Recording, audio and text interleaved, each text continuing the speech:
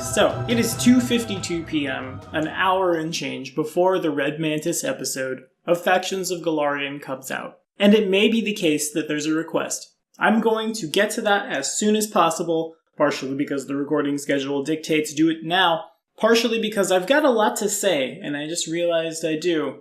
Because, if you've been watching our Kingmaker playthrough, if you haven't, frankly, follow this card right up here, because it's a whole heck of a lot of fun. You'll know that one of the factions of Golarion who is the most infamous, namely the Technic League, appears basically from jump.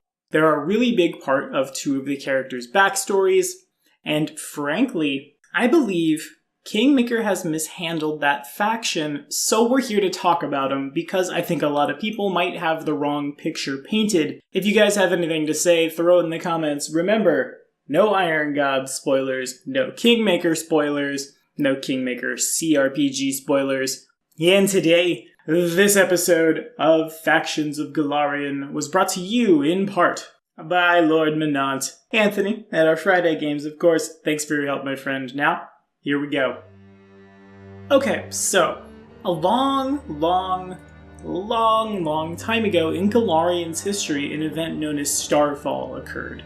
I'm not going to mince words with you guys on this one. Literally, that's when a ship fell from outer space, crash-landed on Golarion, and introduces technology to the region. Now, we don't see it all over Golarion in general, and frankly, I think that's because the Paizo guys want to gate that. If you want the railguns and things, yes. Otherwise, ignore them. But at the center of all that, truly, is the Technic League. The Technic League has an army of robots, a multitude of technological artifacts, and they maintain a stranglehold over the barren plains of Numeria. In theory, Numeria is ruled by Ketheth Cole, but Ketheth Cole, who's addicted to narcotic fluids from outer space, is but a puppet to, literally, the Technic League. Of course, these guys were never intended to become the blight that they are today.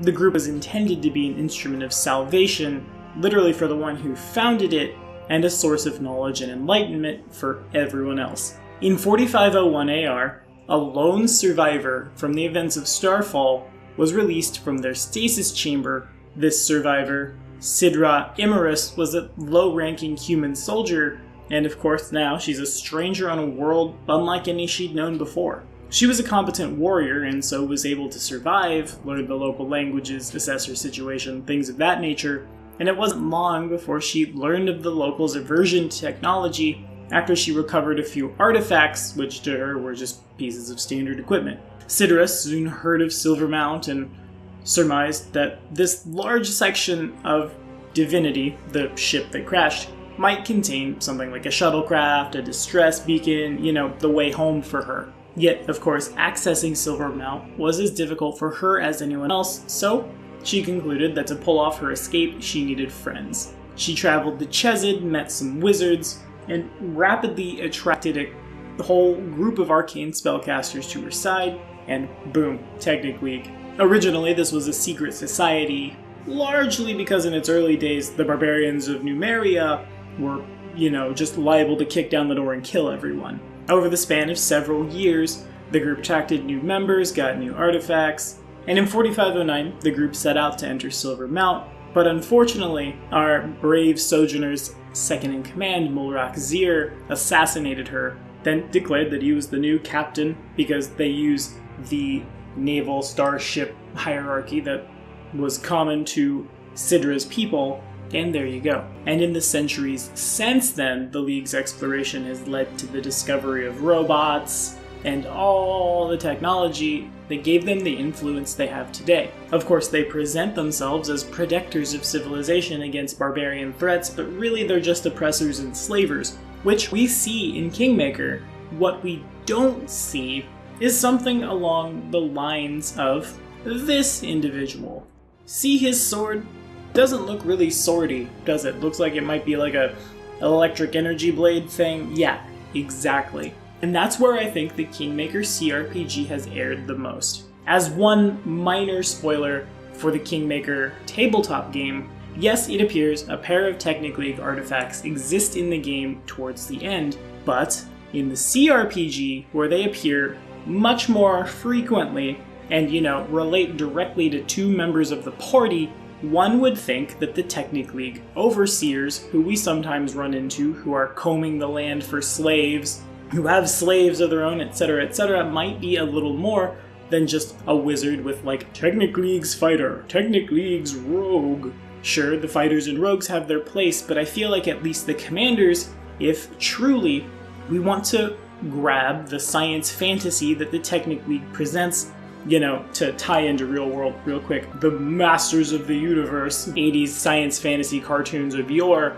they should be carrying gear like what this individual is carrying. Failing that, they're kind of just a name. To say nothing of, like, the gearsmen, the robots that you can find all over the place, you think, oh, maybe, just maybe, they'd have walked one to the stolen lands to help get slaves and things while risking no harm to themselves. It just seems like a blatant and outright flavor fail to me. So, there is one Technic League prestige class that does in fact exist. If you open up your technology guide, the Technomancer prestige class, yeah. Get yourself 6 ranks in Disable Device, Knowledge Engineering, Spellcraft, cast 3rd level arcane spells, have skill-focused Knowledge Engineering as well as the Technologist feat, and off you go. You're commanding robots, you're getting a pseudo-inquisitor ability when fighting constructs, as well as robots, technological objects, technological traps. You can draw power from technology to cast magic.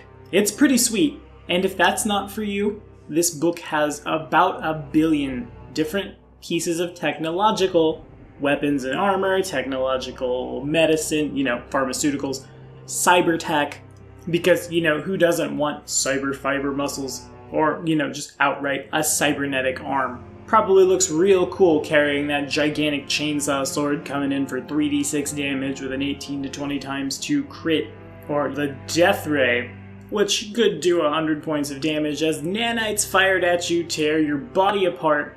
So that's fun. Now, if I were to play this, I think it goes without saying, maybe ask your GM, hey, I'd like to come in with a ray gun. Is that cool?